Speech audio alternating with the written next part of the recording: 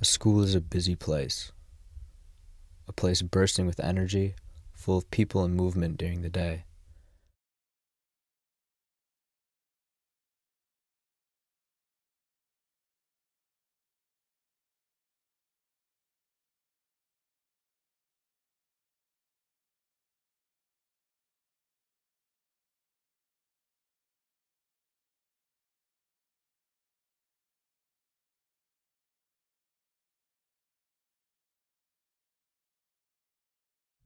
But what happens at night, when the hallways are empty and dark, when not a soul is present?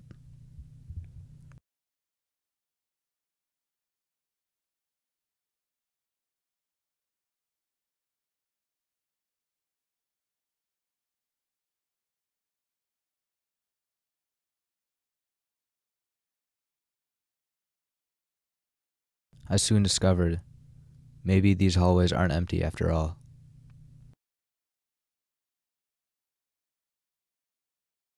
I've been here weekends or Friday nights at 10 o'clock when no one's here, and I hear footsteps, or I hear doors open and close, and I go out and there isn't anyone there. I was working one night after a musical got over. I was the only one here. I was locking up the auditorium here. It was on a weekend. It was about 11 o'clock at night. I believe it was a Friday night. Guided by my curiosity, I asked these respectable adults to expand on their stories. Now, I haven't personally been involved in any of the stories. I just have heard over time a lot of different ones. And like I said, then there's custodians who've told me that they've seen images or definitely felt things where they've either felt wind or temperature change and can't really explain why. So. But there are a lot of really strange ones that have happened to other people who have told me. The custodians have a lot of things that happen down in the auditorium. And I did my normal routine. I come in and check all the doors and make sure everything's shut off. Well, I checked these doors up on the balcony, and they were all, I shut them, locked them, and came back down the steps.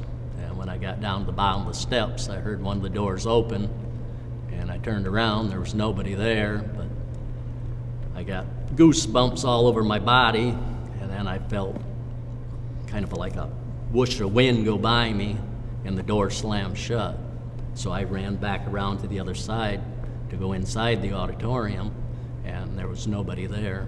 And I looked all around, there was nobody in the parking lot, there was just nobody here.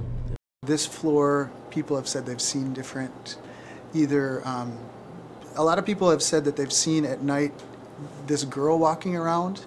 One time when I was here, when I actually saw a figure walk by the door, and I jumped up and looked, and there was no one in the hall. And that was a time that I was actually sitting here, and I was looking at something, and I saw it walk past. It was fast enough that I couldn't see any specifics of it, but it was a female. And when I got up, there wasn't anybody in the hallway.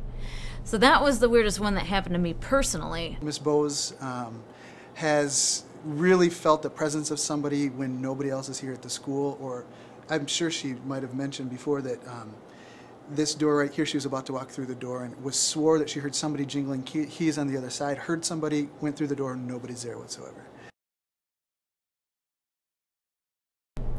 But the strangest one was the custodian she's not here anymore. She's so great. Diane used to work this floor, and her grandson would come. She worked evenings, so she was here from like 3 in the afternoon until 11 o'clock. And her grandson would come and help her finish up her chores before they had dinner, and then they would have dinner together. And she was working her way down the rooms, or she was sweeping down the hallway or something, and she heard the door to the main stairwell close. And so she turned, and her grandson was down there. But instead of coming down like he always did, he stayed down by the elevators and waited for her and waved to her, like saw her there, but didn't come down. So she finished sweeping down the hall, and when she got to the end, she went back, and she said, "Why didn't you come down and talk to me or whatever?" And he said, "Well, I didn't want to interrupt your conversation." And she said, "Conversation? What conversation? And he said, well, you were walking with that girl, that student, all the way down the hall, and she was talking, up a storm to you. And she, of course, said, well, I wasn't walking with anyone. I was walking by myself. And he said he didn't understand, because he said, no, she was there plain as day.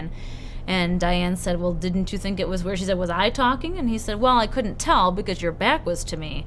He said, but she looked like she was talking to you the whole time. And then she turned and went into one of the classrooms at the end, and Diane said, well, that door was closed and locked. So that was the best one. Nearly half of all Americans believe in ghosts, that the dead can return, but I've always been a skeptic. I haven't always believed in ghosts. I think as an adult, when I started to meet people who I considered very sane and very normal, who were talking about ghosts in their homes and things like that, was when I started to think, well, maybe it's real, or who knows how it all works. But yeah, I think it's real. I don't discount it. I think they could be there. Like I said, I haven't seen anything, but I think they could be real, yeah. I do believe in ghosts. I've seen a ghost one time. I seen a real old lady standing there brushing her hair. And I mean, she had long blonde or gray hair, just brushing it like crazy and looking at me. And I turned around real quick and it was gone. And I had never believed in ghosts or anything like that until that happened to me. And it was scary.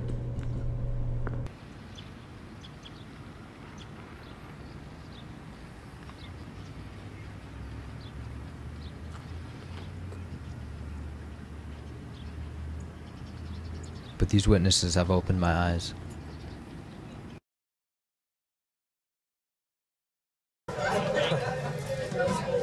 Now hopefully you look at the world around you with a new perspective.